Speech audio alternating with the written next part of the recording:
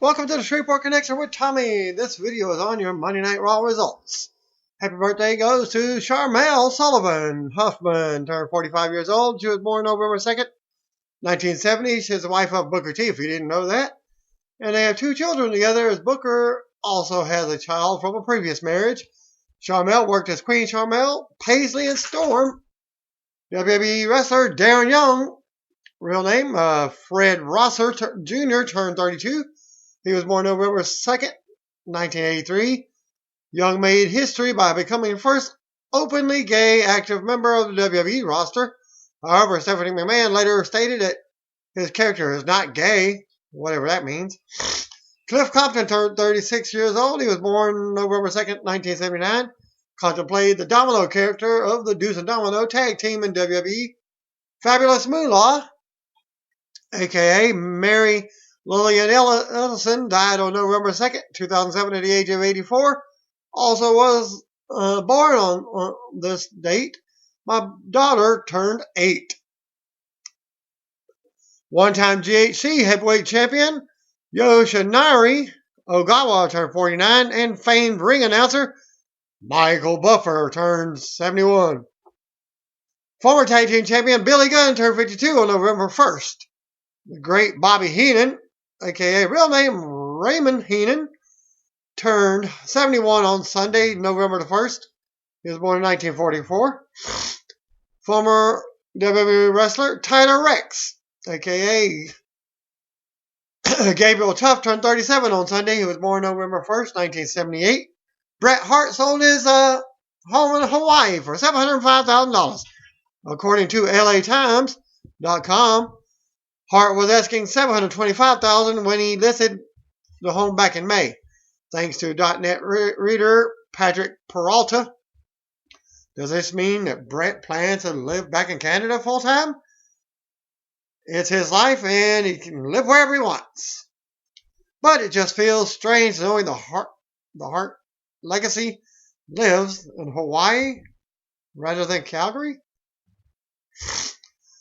Halloween birthdays. Happy birthday goes to 5-time IWGP Junior Heavyweight Champion Koji Kanemoto, turned 49. October 30th birthday, Edge turned 42. Alex the Pug Porto turned 46. He was a former WWF wrestler. Also would have been the birthday of Joshi Pioneer Jackie Sato, 58.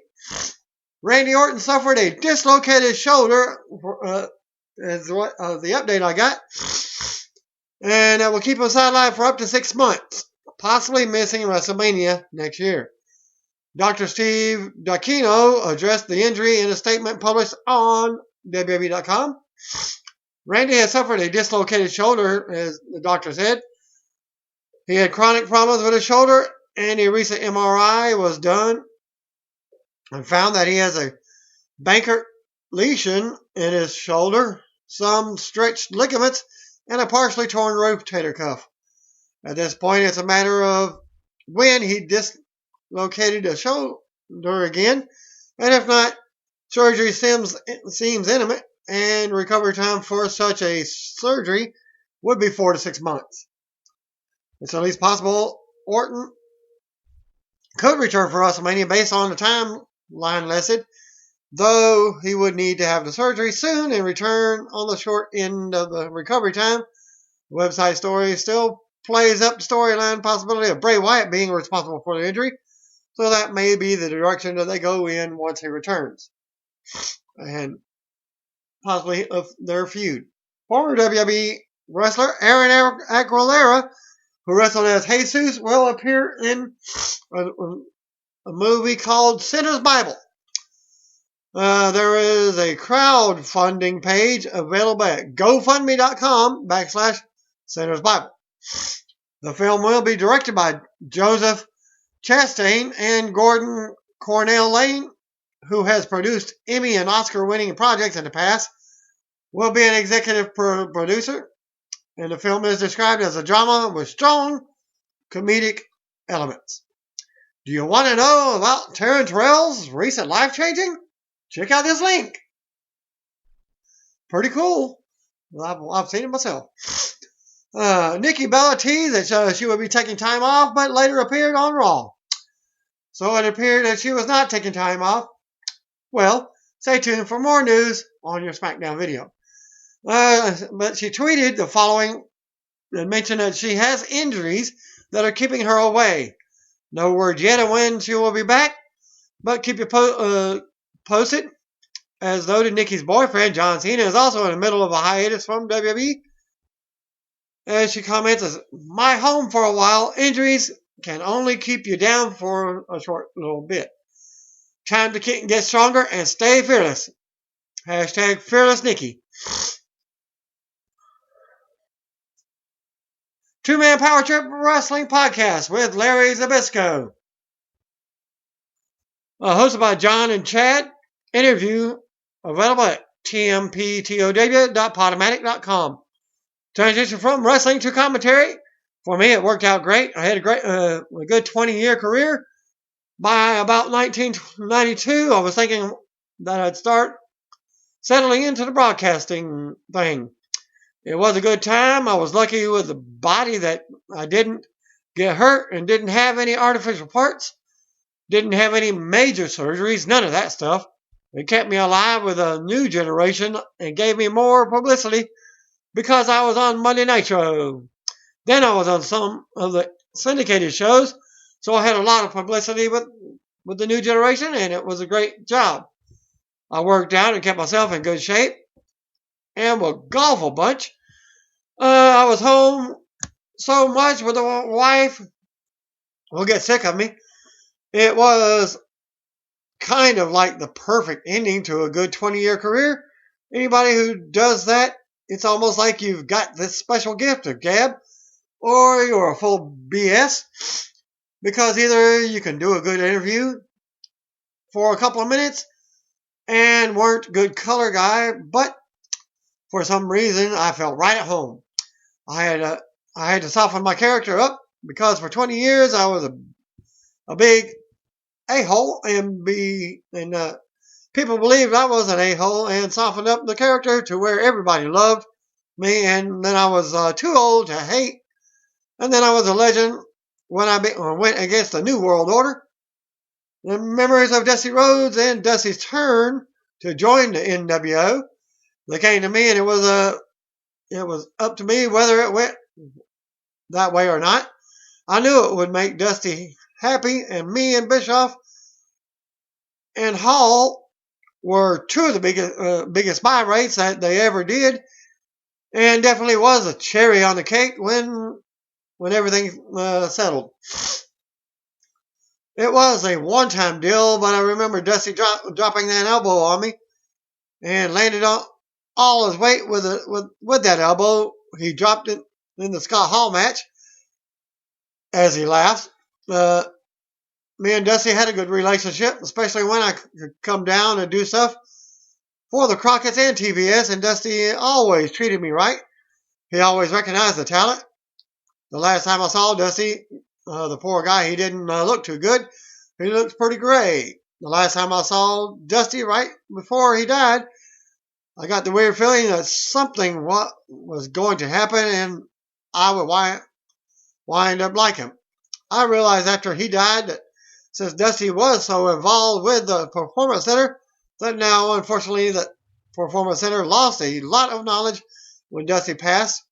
And I think there is a void left that I can feel. Then he comments on recent work at the WWE Performance Center. You get emotionally involved whether you want to or not. I go there and I look at faces of these young men and women, and they will come to me and you can ask you, can you watch my match? And you end up getting involved emotionally. I'm old school, and what's in me is you do what's good for business. Otherwise, no one makes money. Some of these guys and chicks at the school are great, and are going to be good, and have great potential. It breaks your heart because with others, you want to say, did you ever think about getting a job? You get kind of emotionally involved with it, and I can't help it. And I kind of steer myself to people I know are going to be good for the business. Getting to see old friends and his reaction to the passing of Rowdy Roddy Piper and the Ultimate Warrior. You don't get to see these guys too often, and even though you spent so much of your time working with them, and especially at the point we are at now, I go to Mania, I'll see a bunch of guys that will be cool, but it's amazing that they are dropping. Like with Piper, that shocked me, and I never expected him to go. Ultimate Warrior, that was wild. At 54, he looked like he was 80. I didn't recognize the guy when I first saw him in the hotel. He looked like an old guy who was just shuffling by, and I thought that's the Warrior? Something wasn't right, and I'm surprised he didn't kill over on stage. Any comments about the Dangerous Alliance? Fans seem to really like it. It was a cool group of guys. Me and Arn as the Enforcers were really over. Rude and Bobby Eaton fit right in, and young stunning Steve with Paul E. So it was a good group of guys. The only thing with the group, fortunately for me and Arn at 40 years old, we clicked and it was great, but it should have gone a little bit longer. To be in a group you really couldn't stick out. You were just part of a group, and I had come from a school where it was better to stick out and be single. But I was over 40, and Bill Watts came in at the time of the Dangerous Alliance, so that's when I kind of pulled myself out. Got my knee fixed and wound up doing the broadcasting thing. Other topics including his entire run with his mentor, Bruno Sammartino, while he left the New York territory and never returned. Feelings on Vince McMahon Sr. being AWA champion as the company ended. Working with Triple H and WCW. How well he and Scott Hall worked together, and the premature end of the NWO angle versus WCW. And that was his interview highlights. Current WWE agent and former ECW champion Dean Malenko will be inducted into the 2300 Arenas ECW Arena Hardcore Hall of Fame on November 13th during Tommy Dreamer's House of Hardcore 10 event. Former superstar Mark Jindrak announced that he recently got married to Miroslava Monk, who is a designer, publicist, fitness instructor, and professional dancer. It's official, as he said on Twitter. So the divorce between Divas champion Charlotte and TNA star Bram was finalized in Florida on October 29th, according to PW Insider. WWE taped just one match tonight in Denver for this week's Superstars episode, which was Bo Dallas versus Zack Ryder. One report. And the dark match main event for Raw advertised was Roman Reigns and Dean Ambrose versus Bray Wyatt and the Wyatt family in a street fight, according to an emailed update issued by WWE. Thanks to .NET reader Jeffrey Peter. Brandon attended the Raw show in Denver and posted the spoilers for Superstars. Neville over Heath Slater with a red arrow. That was probably a dark match. So, in match number 2, like he reported, Bo Dallas over Zack Ryder. Dallas won with what could only be described as a roll on the dice off the top rope. Ryder was caught up on the top rope, Randy Orton DDT style, and Bo finished the move. Raw kicked off from Denver with Michael Coleslaw, JBL, and Byron Saxton. We go right to the ring as Roman Reigns makes his way through the crowd to a big pop. Reigns says he's proud to be the number 1 contender. He starts ripping into World Heavyweight Champion Seth Rollins and says his luck is running out. Reigns says there's not a force on earth that can stop him from beating Rollins and becoming the new WWE World Heavyweight Champion. And we can believe that. Well, Rollins' music hits, and out he comes to the stage. Rollins gives props to Reigns, as he did Reigns in his promo, but taunts him before the match at WrestleMania 31. Rollins says Reigns is good, but he will always be second best, and people will only remember him as the guy that used to carry Rollins' bags. Reigns calls Rollins to the ring so that they can find out who the real man is. Rollins starts walking down the ramp but stops, teases, goes on until Triple H and his music interrupts. Triple H and Stephanie McMahon both came out. They teased the title match on Raw, but Stephanie announces it for Survivor Series instead. Triple H makes a joke about the Colorado crowd being high. Triple H then announces the traditional Survivor Series main event for tonight's show with Team Rollins versus Team Reigns. Then they get to choose their team. Still to come segment, Bray Wyatt will address Kane and The Undertaker. We see Dolph Ziggler and Kevin Owens walking backstage. There's a good commercial. And they have a match. Back from the break, out comes Ziggler. And your Intercontinental Champion is out next for a non-title match. We get a sidebar video from earlier with Kevin Owens saying that he's the greatest Intercontinental Champion of all time and proves it every night. They go to lock up and Owens kicks out Ziggler's injured knee. Owens focuses on the leg and keeps Ziggler down, and then Ziggler fights out and kicks Owens' leg out again. Owens kicks his leg out again. Owens talks trash as Ziggler. They take Ziggler to the corner. Owens keeps control while playing to the crowd for boos. Ziggler finally fights back again, but his leg goes out when he's running the ropes and he goes down. The referee checks on Ziggler. Owens pulls him back over. Then Ziggler misses a splash in the corner. Owens misses a senton. Ziggler nails a big DDT and sends Owens to the floor. The music hits and out comes Tyler Breeze and Summer Rae for an interruption. Back from the break. Owens has Ziggler down with a headlock. Breeze and Summer have taken a seat at the ringside VIP section. During the break, Owens hits a big fall-away slam into the barrier. Coleslaw says Summer is streaming live on Breeze's Facebook page. Owens keeps control of Ziggler for a 2 count while talking trash and applies another headlock. Ziggler tries to fight to his feet and drops Owens with a jawbreaker. Ziggler starts a comeback and nails a neck breaker and then nails an elbow drop for a 2 count. And they battle back and forth for a minute as Ziggler counters Owens for a 2 count. Ziggler sneaks a roll up for a 2 count. Owens hits a German suplex. Ziggler blocks a cannonball and drops Owens for a 2 count. As Breeze stands up and takes a selfie with Owens and Ziggler in the background.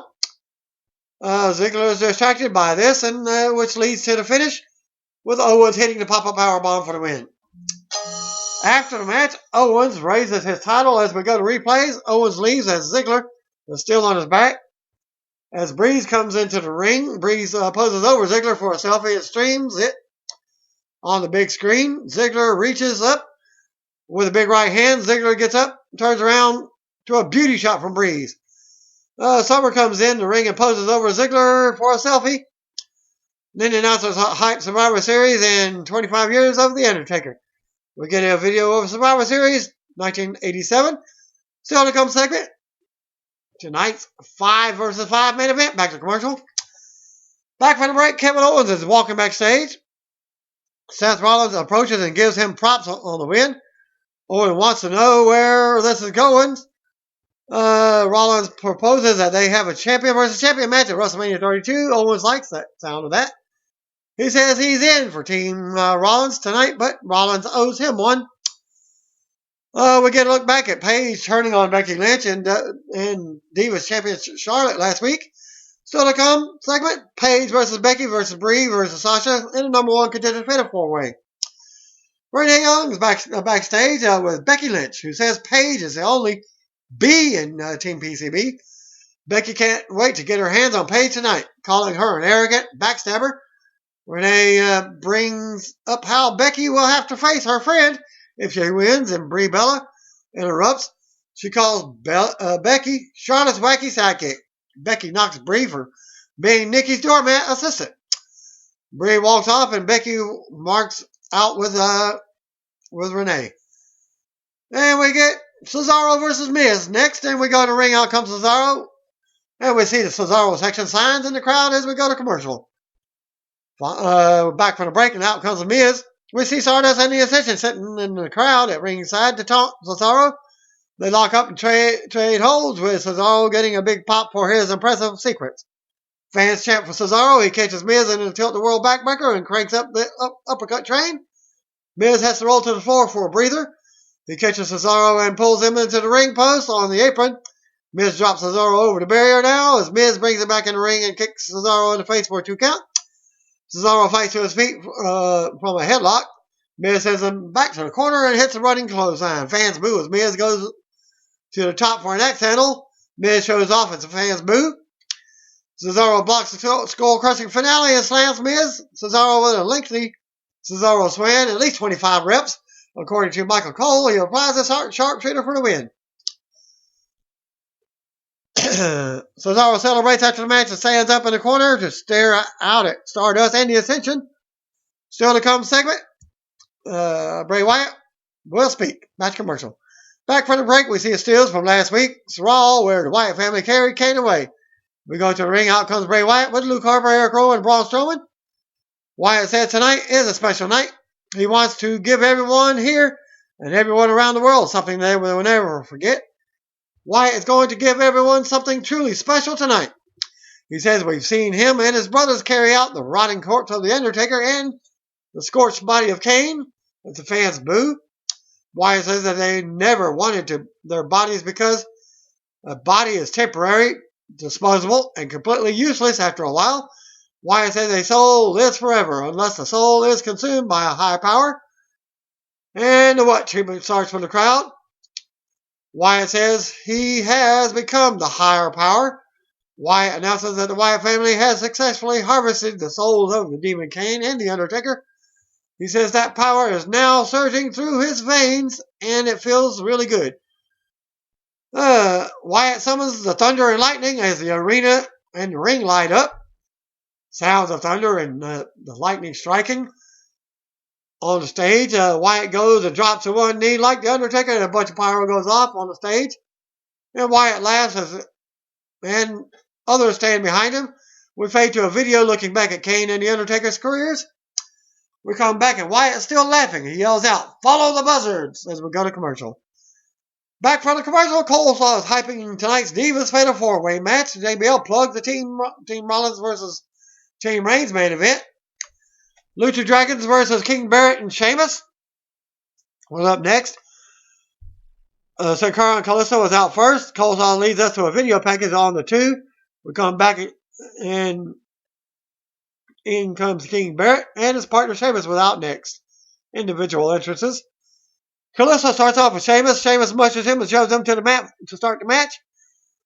Kalisto goes to lock up again, but Sheamus pushes him down again. Sheamus talks trash, but Kalisto comes back with kicks. Kalisto blocks Sheamus again and takes him down with kicks. Kalisto with a drop kick to the head for a 2 count. Sheamus runs over Kalisto with a shoulder and tags in Barrett. Barrett works Kalisto over and hits a suplex for a 2 count. Barrett gets hit into the turnbuckle's face first, and in comes Sin Cara. More offense on Barrett, and Kalisto comes back in for some double teaming and a 2 count. Barrett turns around in the corner and pulls Kalisto out of the ring and sends him flying into the barrier. Commercial break. Back from the break as Barrett still in control, but gets rolled up for a 2 count. Barrett comes right back with a big clothesline. Sheamus tags in and works Kalisto over in the corner. Sheamus takes Kalisto to the top, but Kalisto decks them both. He jumps over Sheamus, and Sin Cara gets a hot tag. Sin Cara unloads on Sheamus and then knocks Barrett off the apron with an elbow. Sin Cara then delivers some kicks and some more offense on Sheamus, and delivers a springboard moonsault on Sheamus and a dive onto Barrett. Fans chant, "Lucha, Lucha," as Sin Cara comes back in and slides out of a Sheamus counter. Sheamus runs into the ring post. Sin Cara goes to the top, but Barrett distracts him. Sheamus sends Sin Cara to the mat and covers for a 2 count, but Kalisto breaks the pin count. Barrett then sends Sin Cara into the ring post. Barrett sends Sin Cara into the barrier and brings him back in for a 2 count. Barrett then has a headlock as fans chant Lucha Dragons. Lucha again, and Barrett with another close 2 count and trash talking to Kalisto. Sheamus comes in and keeps control of Sin Cara. Sheamus plays to the crowd and gets booed. Sheamus kicks Sin Cara all around. Sin Cara fights back, but Sheamus nails the Irish Curse backbreaker for a 2 count. Sheamus argues with the referee about the pin attempt being slow, as Sheamus goes for the forearms on the ropes and only hits 5 as Barrett tags in with five knees to Sin Cara. A big boot knocks him to the apron. Barrett drags Sin Cara back into the ring for a 2 count. Sheamus then tags back in. Sin Cara blocks the suplex and turns it into a DDT. Fans rally for a hot tag, and in comes Kalisto. He unloads on Barrett and hits a spinning shoulder tackle off the ropes. Kalisto with more offense and a 2 count on Sheamus, but as Sheamus breaks up the pinfall, Sin Cara then dumps Sheamus to the floor and gets hung up in the ropes. Barrett kicks him to the floor. Kalisto blocks the bullhammer and hits the Salida del Sol for the win. Lucha Jackets win the match. After the match, they celebrate a motion for the WWE Tag Team title belts. Or the discount double check. Zeb Coulter backstage when Jack Swagger walked in. It's been a long time since they talked. Swagger asks if Zeb is all right and brings up Mex America. Zeb says they want to bring the two countries together. It's time to unite, not divide. He would even invite Canadians if they weren't so simple-minded. Swagger tells Zeb to talk to him. He doesn't believe that Zeb and Alberto Del Rio, the United States champion, appears. Del Rio tells him to stay away if he wants trouble. He came to the right place. Swagger says he's trying to figure out what's going on. But Zeb says that they're trying to join the two countries. As they leave with Swagger looking confused. Zeb's in his wheelchair. Del Rio's rolling him back to close out the next segment. R-Truth versus Alberto Del Rio was up next, back from the break, so I guess he was rolling him to the ring. And he's going against R-Truth, making his entrance. Coleslaw congratulates Batista on his Muscle and Fitness cover and plugs the new 007 movie that he's in. The U.S. champion Alberto Del Rio is out next with Zeb Coulter for his non-title match. Del Rio charges but misses, and R-Truth goes to work to start the match. Del Rio retreats to the floor to regroup. Del Rio then comes back in and takes Truth to the corner. Truth turns around and unloads in the corner. Truth takes Del Rio up, but Del Rio turns it into a cross-arm breaker on the ropes. And then Del Rio wastes no time and comes into a heel kick. Truth keeps control and lands a close 2 count as Zeb's looking on. Truth misses a move in the corner, and Del Rio nails a running enziguri, and then Del Rio slams Truth and applies a headlock. Truth breaks that headlock with a backdrop for a 2 count. Del Rio ends up turning Truth upside down in the corner and kicking him. Del Rio goes up top and hits a big stomp while Truth is still upside down and then covers for the win. After the match, Del Rio celebrates and raises his title as Zeb looks on and claps. JBL says the network is now available in Mex America. Coleslaw leads us to a video package of the 2005 Survivor Series pay-per-view with SmackDown vs. Raw and Randy Orton surviving. Still to come tonight, segment, Team Mullins versus Team Reigns back to commercial. Back from the break announces a plug-in to 2K16 game. Seth Rollins backstage when Tag Team Champions Kofi Kingston and Big E approach. They offered to be on his team, and he says they're in if they agree to play by his rules. Rollins says that they still need one more person. They put unicorn horns on their head and strain for the power of positivity. And now here comes Xavier Woods with his trombone. He's back, and Rollins is annoyed by their shenanigans. Rollins welcomes them to Team Rollins, and Woods plays a song.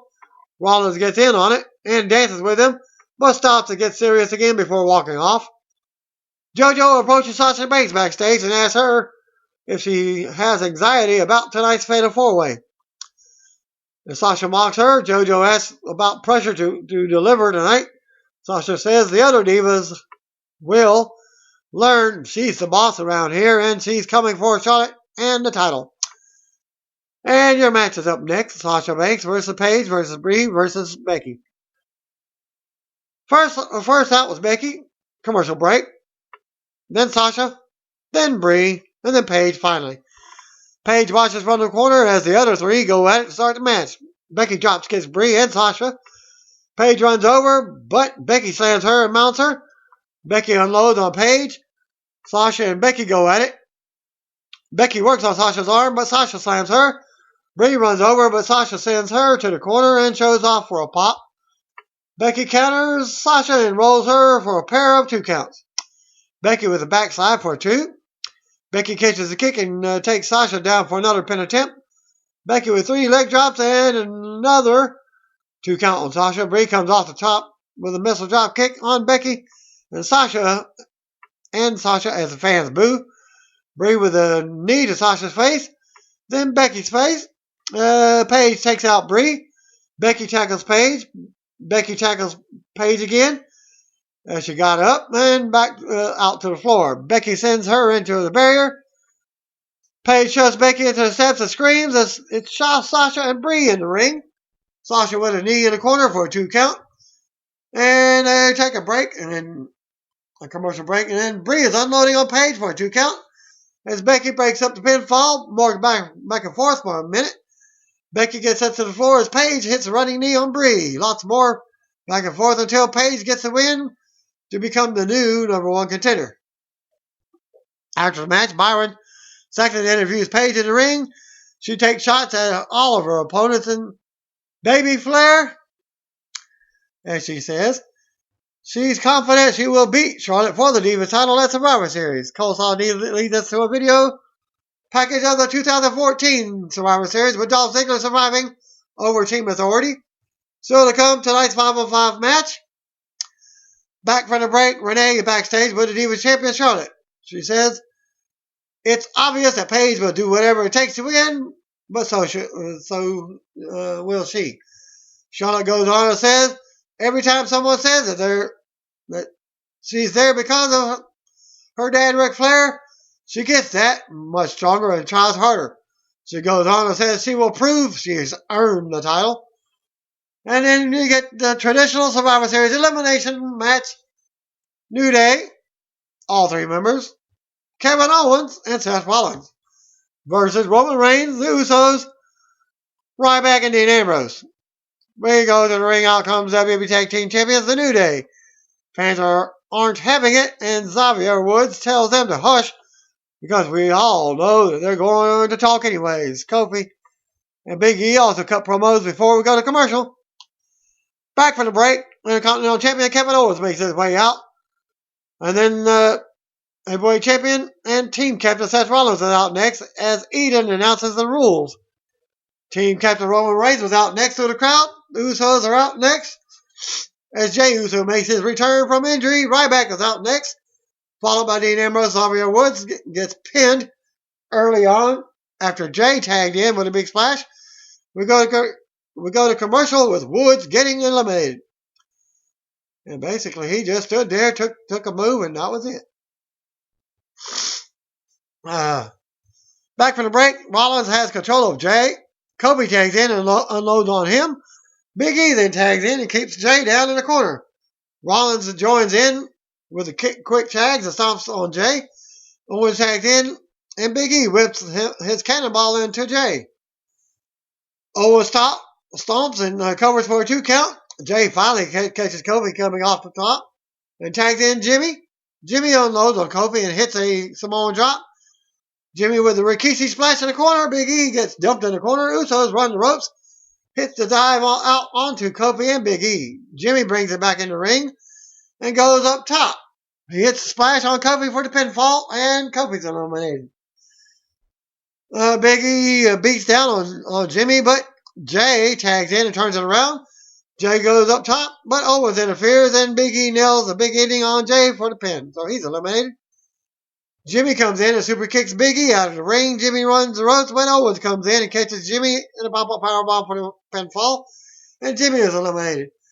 Reigns comes in and unloads on Owens, busting him in the nose. Rollins takes a kick, but Ambrose sends him to the floor. Ryback also gets involved on the floor as a chaos breaks out. Rollins distracts Reigns, and Owens drops him with a super kick. We go to commercial. Back from the commercial break, Big E has Reigns down. Rollins tags in and works Reigns over as the fans boo. Reigns rocks Rollins with a big right hand, but Rollins nails a DDT for a 2 count. Reigns fights to his feet, but Rollins takes him down again for another 2 count. Owens tags in and decks Reigns as Rollins holds him.